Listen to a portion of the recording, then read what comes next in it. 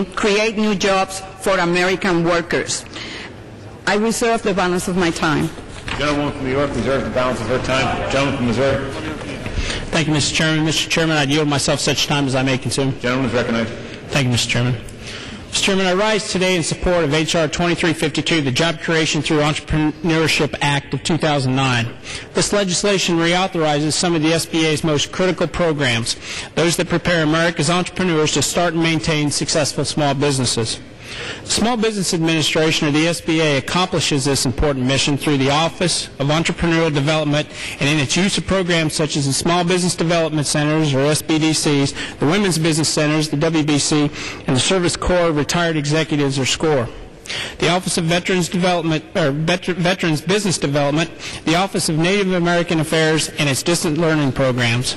These programs have not been reauthorized in a comprehensive way in nearly 10 years, and given the changes in the economy, it's long overdue. Starting to maintain a successful business has always been a daunting task, fraught with unforeseen and unavoidable problems and pitfalls for American entrepreneurs. In the past, a solid, successful business a plan, a loan from friends, or a banker that you knew, and good old-fashioned hard work was the recipe for success. The entrepreneurial development programs at the SBC were available to assist fledgling and seasoned business owners in navigating the difficult entrepreneurial terrain of developing a business plan and growing their businesses. However, times are more difficult now. Financing is harder to get. Competition does just not come from the business down the street, but comes from businesses all around the world.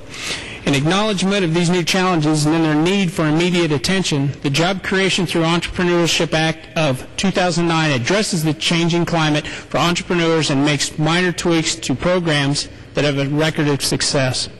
These programs are even more critical today as the country's economy is focused on small businesses.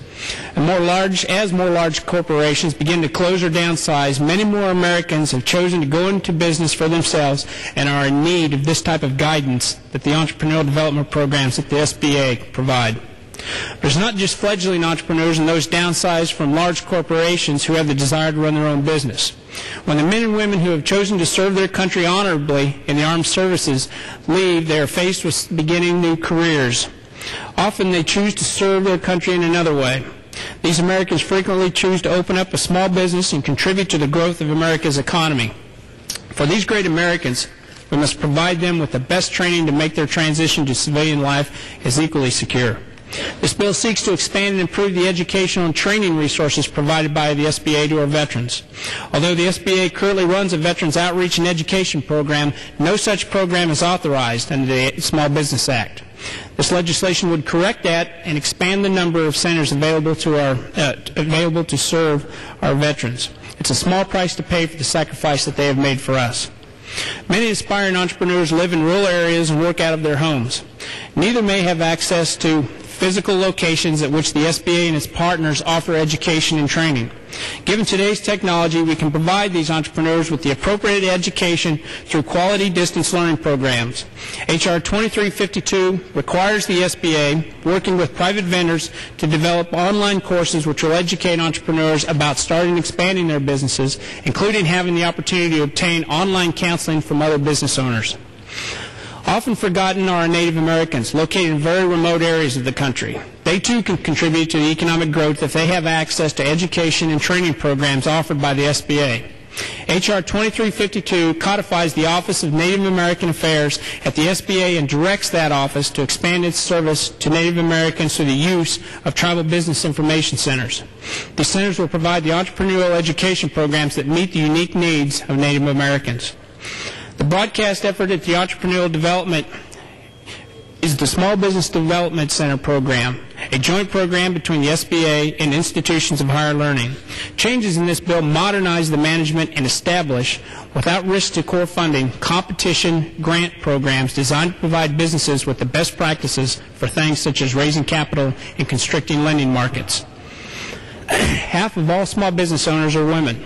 Many small business owners who are women have benefited from training they have received at women's business centers over the years, and as a result have made great contributions to their communities.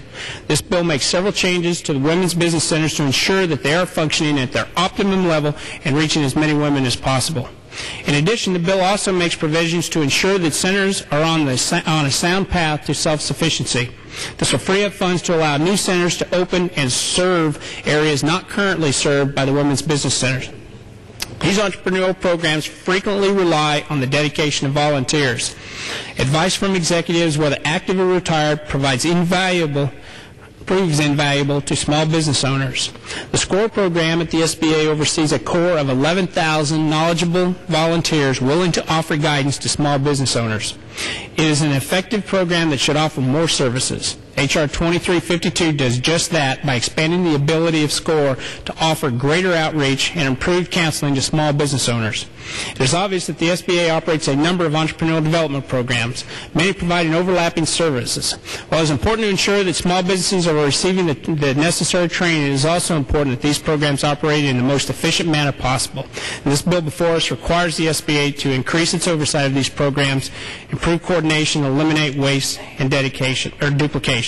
Mr. Chairman, this legislation makes critical changes to vital programs at a critical time, and in short, this bill sharpens already existing tools employed by the SBA to cultivate one of our nation's greatest natural resource, its entrepreneurs. Mr. Schuler and my fellow Missourian, Mr. Luke DeMeyer, should be commended for their work on this bill, and I would like to thank the chairwoman very much for her bipartisan efforts in moving this key bill through the committee. I'd also like to thank Ms. Fallon, Mr. Buchanan, Mr. Schock, and Mr. Thompson for their vital contributions to this legislation. I'd encourage my colleagues to support this important legislation with me, and I reserve the balance of my time. The gentleman from Missouri reserves the balance of his time. The gentleman from North Carolina.